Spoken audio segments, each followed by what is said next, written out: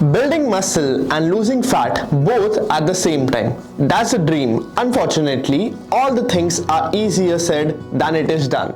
Certainly, it sits at the higher level within the fitness atmosphere, but that doesn't mean that it is impossible to achieve, nor does it mean that it is not worth attempting. It's just that if you attempt to build muscle and burn fat both at the same time, which is also known as body recomposition, it is best that you take all the necessary steps. Even then, achieving a meaningful result with body recomposition largely depends on your current fitness circumstances. If you decide it's something worth your while. Now, the fundamentals of body recomposition isn't that complicated at all. It largely revolves around two things: your training and your daily calorie intake. That's it. Of course, the approach to these two pieces is where things take a bit more thinking and efforts. I'm going to try to break it down and simplify it the best I can. First, let's look at the training and muscle building goal. It is without a shadow of doubt that resistance training is 100% necessary. It's the resistance via calisthenics or weightlifting that will stimulate your muscle, thus supporting its growth. Now, research suggests that it's best to target each muscle at least twice to thrice a week. So concluding it to very minimum for you, you have to train each muscle group 2 times per week, but it is probably closer to 3, so you can better manage your training load.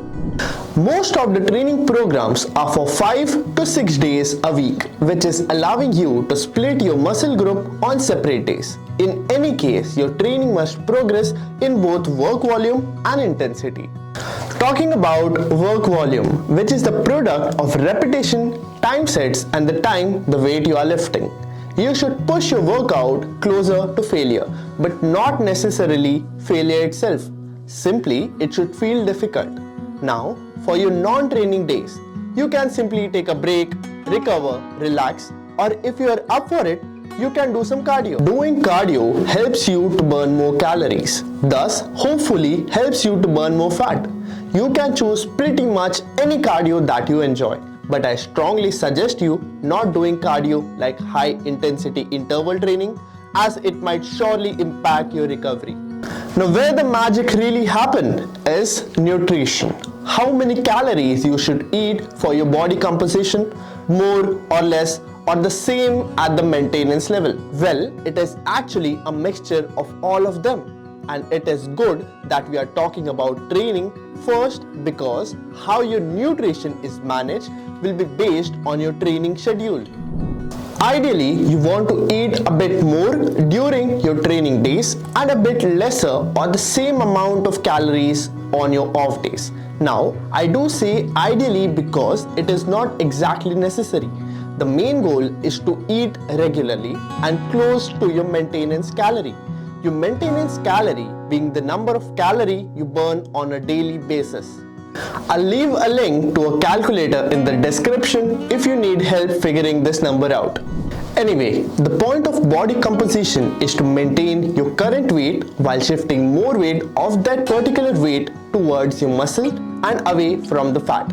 So ideally, you want to create situations where you will best fulfill those two goals. On training days, having more calories will allow you to have higher supply of energy, thus supporting your actual training. Plus, having more nutrients, especially proteins, have shown to increase muscle growth when paired with training. So again, ideally it makes sense to eat more during training days to both maximize your muscle growth and performance.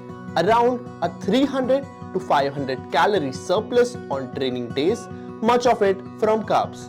Now, on your off days, we'll do exactly the opposite. Eating a deficit for fat loss. You can eat at just maintenance level if you are valuing building muscle more. But ideally, you want to be in deficit similar to your surplus. This is a 300 to 500 calorie deficit. Better yet, get your cardio done so you can burn more calories and not struggle much with eating less. And of course, protein is the main ingredient for your muscle. So in all, your daily protein intake should remain fairly high. I usually recommend you to getting about 1.6 to 2.3 grams of protein per kilogram of your body weight per day. Most people would say 1 to 1.5 per kilogram of your body is enough. Is that wrong? No. If you're a beginner, start with this and gradually increase it. For most goals with body composition, one more extremely important tip is to simply be patient, since building muscle and burning fat at the same time is a dual approach, also known as that you are trying to achieve two conflicting goals simultaneously.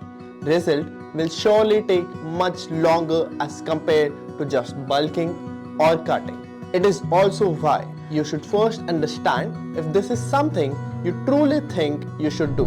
Stay near your calorie maintenance in your nutrition, ideally with a cycling approach. Get your protein and be patient. I hope this video have been helpful with your body recovering needs, and feel free to share your thoughts and your question about this in comments below. And that was it for our today's video. Do subscribe 15health.com for such educational videos which will help you in your fitness journey.